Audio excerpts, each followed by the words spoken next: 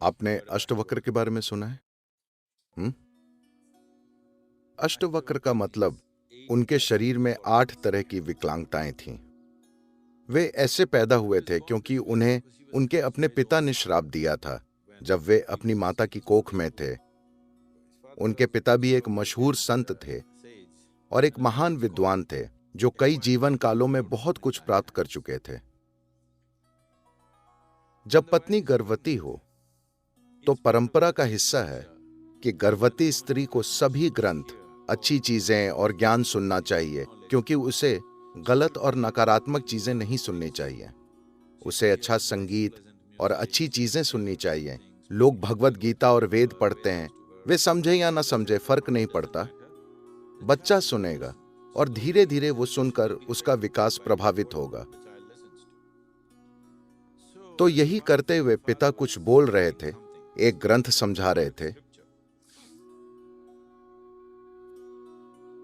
तो अचानक उन्होंने एक आवाज सुनी जो पिता की बात से असहमत थी।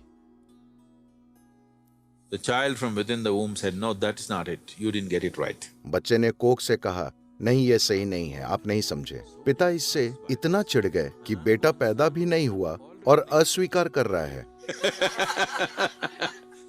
ये उसे 18 की उम्र के बाद करना चाहिए। ये जन्म से पहले ही बोल रहा है आप गलत हैं। ये किशोरावस्था में हुआ करता था। वे बहुत गुस्सा हो गए और उसे श्राप दिया, इसे 8 तरह की विकलांगताएं हो जाएं। तो वे पैदा हुए एक लगभग गैर इंसानी रूप में, टेढ़ा मेढ़ा शरीर। तो उन्हें अष्टवक्र नाम दिया गया। 8 तरह की विकलांगताएं। पिता राजा के क्या कहें, वे राजा के दरबार में थे, जनक के दरबार में। एक विद्वान थे, बहुत ही ऊंचे विद्वान। राजा जनक को ज्ञान पाने की गहरी इच्छा थी। वो आत्मज्ञान चाहते थे। तो वे हर तरह के संतों, विद्वानों और वैसे हर इंसान को हर जगह से अपने दरबार में ले आए और उनसे शिक्षा लेने लगे। और कुछ समय में वे खुद एक क्षमतावान योगी बन गए, लेकिन वे अब तक आत्मज्ञानी नहीं हुए थे। फिर एक दिन अष्टवक्र के पिता इसे छोटे बच्चे को दरबार ले गए। जब राजा जनक ने अष्टवक्र को देखा, अष्टवक्र ने उनकी आंखों में देखा। राजा, आपको देखें तो नीचे देखना होता है, जो सभी विद्वान और अन्य लोग करते थे, लेकिन इस बच्चे ने बस सीधा उन्हें देखा। तो जनक थोड़ा चौंक गए। इतना विकलांग शरीर, उनका शरीर इंसानों की तरह नहीं था, लेकिन बच्चे की आंखें ऐसी थीं, वो बस राजा को देखता रहा और बोला, यहां जितने विद्वान बैठे हैं मैं उनका सम्मान करता हूं, पर इनमें से कोई भी और मेरे पिता भी आपको वो नहीं दे पाएंगे जिसकी आपको तलाश है। राजा हक्का बक्का रह गया। ये 8-9 साल का बच्चा उसे ये बोल रहा है, और उनके पिता उन्हें चुप करना चाहते थे क्योंकि इस बच्चे को शुरू से ही ऐसी बातें करने की आदत है।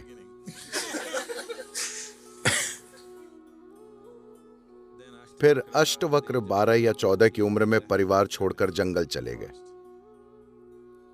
एक दिन राजा जनक शिकार खेलने गए अपने सिपाहियों और लोगों के साथ। शिकार खेलते हुए वे सबसे अलग हो गए और जंगल में खो गए। फिर उन्हें जंगल में अष्टवक्र बैठे मिले। तो घोड़े पर बैठा राजा जनक उन्हें देखकर बोले, आप यहां हैं? अष्टवक्र बोले, हां।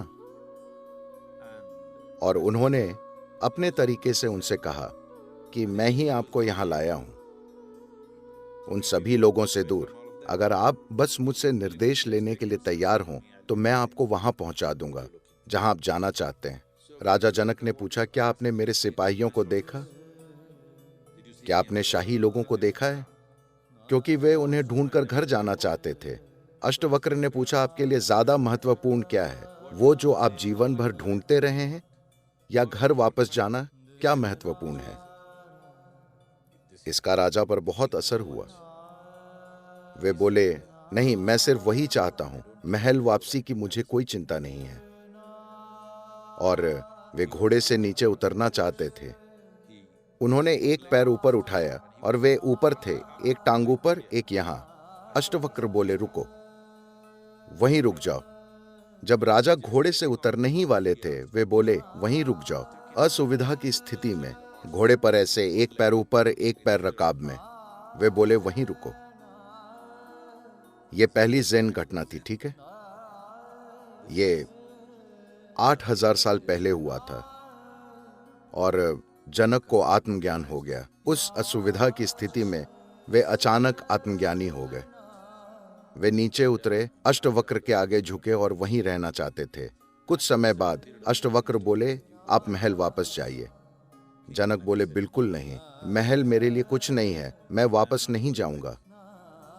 तो अष्टवक्र बोले, प्रश्न ये नहीं है कि आप राजा होना चाहते हैं या नहीं।